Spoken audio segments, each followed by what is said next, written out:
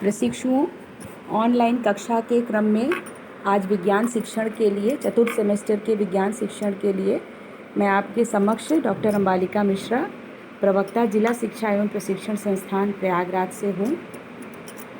आज के प्रकरण में हम लोग पारिस्थितिकी तंत्र के घटक के बारे में अध्ययन करेंगे। जैसा कि आप सभी जानते हैं कि पारिस्थितिकी तंत्र को तो आप जान रहे होंगे कि जिसमें हमारे परिवेश में रहने वाले जो जीवधारी हैं, या चाहे वो पादप हो या जंतु हों, जंतु एवं वनस्पति दोनों का उनके वातावरण से और उनके बीच उनमें परस्पर भी जो अंतःक्रिया होती है वो क्या है, उसी को संपूर्ण रूप से या समग्र रूप से हम क्या कहते हैं, पारिस्थितिकी तंत्र कहते हैं।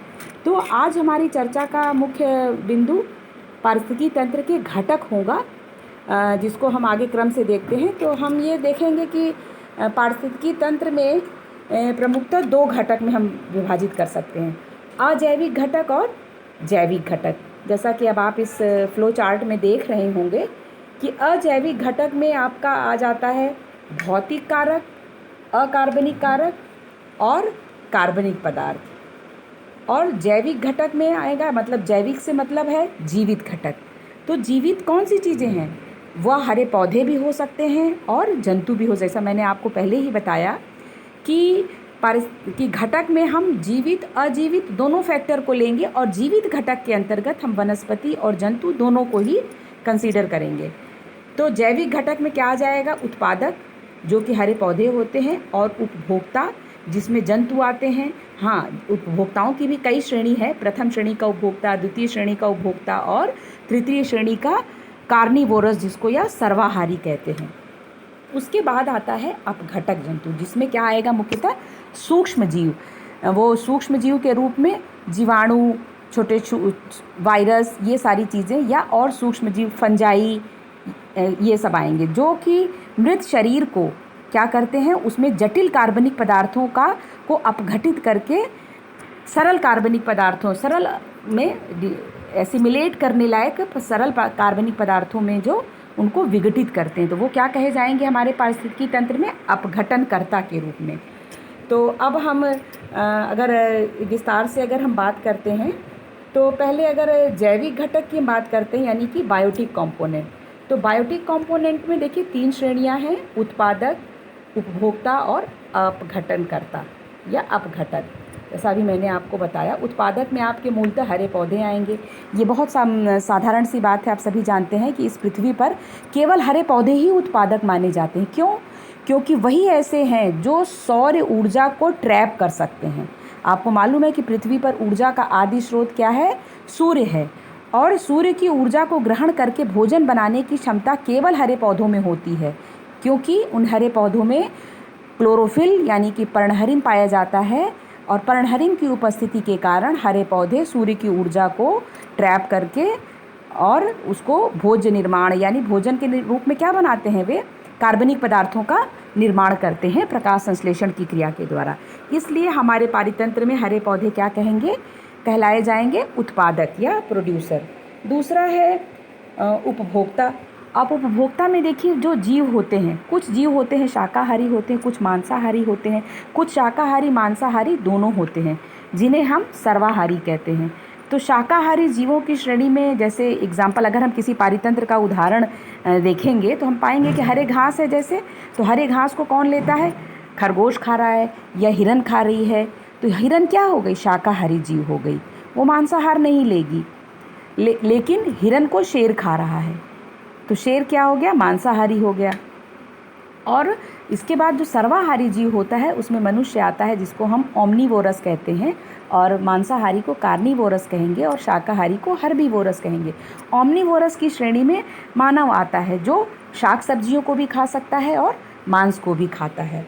तो इस प्रकार ये हो गए उपभोक्ता। और अपघटनकर्ता में जैसा अभी मैंने बताया आपको कि सूक्ष्म जीव होते हैं, सूक्ष्म जीवों में बैक्टीरिया, वायरसेस, ये सब फंजाई मतलब कवक, फफूंदी, ये सारी चीज़ें होती हैं जो मृत शरीरों को डिकम्पोज करने का काम करती हैं। इसके बाद हम आते हैं अजैविक घटक या एबायोटिक कंपोनेंट। देखिए एबायोटिक कंपोनेंट को भौतिक कारक पहले बताया, अकार्बनिक कारक और कार्बनिक कारक। भौतिक कारक में कौन कौन सी चीज़ें हैं जो हमारे पारितंत्र को प्रभावित करती हैं, कि किसी विशेष स्थान का तापमान क्या है।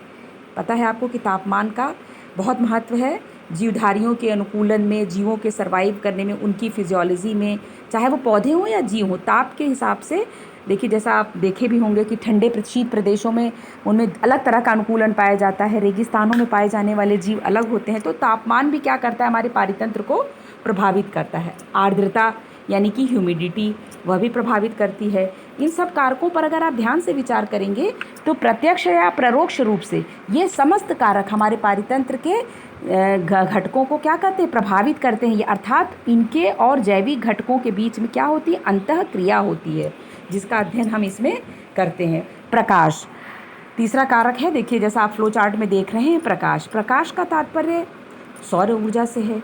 सबसे मुख्य तो नेचुरल लाइट क्या है, हमारी सूर्य ऊर्जा ही है। उसका तो पता ही है आपका, सूर्य के प्रकाश में प्रकाश संश्लेषण की क्रिया ही बाधित हो जाएगा। तो पारितंत्र की कल्पना ही मेरे ख्याल से करना एक बिल्कुल निरर्थक होगी। पारितंत्र तो है ही नहीं बिना सौर ऊर्जा के।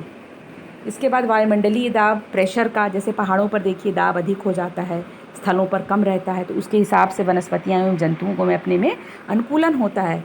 दाब का भी अंतःक्रिया होती है। और स्थलाकृतियाँ, स्थल की आकृति कैसी, यानी कि झील है, कि झरना है, कि तालाब है, कि समुद्र है, पर्वत है, पहाड़, ऊंचे शिखर हैं, हिमालयाज़ की भी देखिए कई रेंज हैं, कितनी ऊंची है पहाड़ की, पठार है, समतल मैदान है। तो ये सारी क्या है, ये सब स्थलाकृतियों के अंतर्गत आएगा। इसके बाद अकार्बनिक कारकों पर अगर हम ध्यान दें तो जल, वायुमंडलीय गैस, भाई ठीक है, अगर जल नहीं, जल ही जीवन है, तो जल का भी बहुत ज़्यादा पारितंत्र में महत्वपूर्ण स्थान है। प्रकाश संश्लेषण की क्रिया में भी जल की आवश्यकता होती है। इसके बाद वायुमंडलीय गैसें, हमारे देखिए श्वसन की क्रिया में जो हमारे वायुमंडल में गैस है, उसमें वायु भी इकाई गैसों का मिश्रण है। तो क्या वायु के बिना तो जीवन ही संभव नहीं है। और उनमें जो विभिन्न प्रकार की गैसें हैं, ऑक्सीजन, नाइट्रोजन, इनका क्या है, बहुत ही महत्वपूर्ण है जीवन को चलाने के लिए। और जीवन को चलाने के लिए ज़रूरी है, अर्थात पारितंत्र के लिए भी इनका ये ही अपरिहार्य हैं। वायुमंडलीय गैसें हैं। मृदा यानी मिट्टी, सॉइल का क्या टेक्सचर है, उसकी सेलेनिटी यानी लवणता कैसी है, वह काली मृदा है, दोमट मिट्टी है, कैसी मिट्टी है। देखिए, मिट्टी पर ही फसल की निर्भरता होती है। जैसा आप सभी जानते हैं कि काली मिट्टी में कपास की खेती होती है, तो काली मिट्टी का मैदान जहाँ होगा तो वहाँ उस तरह का पारितंत्र होगा। दोमट मिट्टी, बलुई मिट्टी, मिट्टियों के बहुत प्रकार हैं, आप पढ़ेंगे आगे, भूगोल में भी पढ़े होंगे आप या जानते होंगे। तो मिट्टी से भी पारितंत्र प्रभावित होता है। इसके बाद खनिज यानी कि मिनरल्स हमारी मिट्टी में भी होते हैं, पानी में भी होते हैं, उनके पत्थर में भी होते हैं। बहुत सारी कंपोनेंट्स ऐसे होते हैं जिसमें मिनरल्स पाए जाते हैं। और मिनरल्स हमारी बॉडी के लिए एक इसेंशियल एलिमेंट्स होते हैं। हमारी बॉडी नहीं, अपितु पेड़ पौधों के लिए भी, जिसकी आपूर्ति अगर मिट्टी में नहीं रहती है तो आपूर्ति बाहर से हमें करनी पड़ती, या किसी विशेष मिनरल की कमी होती है तो पौधे सूखने लगते हैं। तमाम तरह के प्रत्यक्ष और परोक्ष अप्रत्यक्ष प्रभाव देखने में आते हैं खनिज का। और चट्टान यानी कि रॉक, तो ये सारे क्या हैं, अकार्बनिक कारक में आएंगे। अब कार्बनिक कारक में हम देख लेंगे प्रोटीन, कार्बोहाइड्रेट और वसा। तो आप जान रहे हैं कि अभी पहले मैंने बताया आपको कि प्रकाश संश्लेषण में जब पौधे भोजन बनाते हैं तो भोजन में क्या है, सूर्य की ऊर्जा को ग्रहण करके उसमें जटिल कार्बनिक पदार्थों का ही निर्माण होता है। और वह जटिल कार्बनिक पदार्थ क्या है, कार्बोहाइड्रेट या शर्करा के रूप में निर्माण करते हैं पौधे। तो और इसमें से इनका पाचन होता है शरीर में, फिर इसी को जीवधारी ग्रहण करते हैं।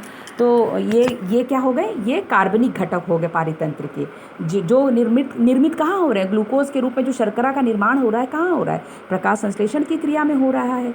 और ये प्रोटीन है, ये बॉडी बिल्डिंग जैसे के लिए अनिवार्य है, जान रहे हैं आप। तो तीनों का अलग अलग कार्य है, वसा है, कार्बोहाइड्रेट है, प्रोटीन, ये सब क्या है, ये सब कॉम्प्लेक्स ऑर्गेनिक मटेरियल्स हैं जो कि पारितंत्र में एक अजैविक घटक के रूप में विद्यमान हैं।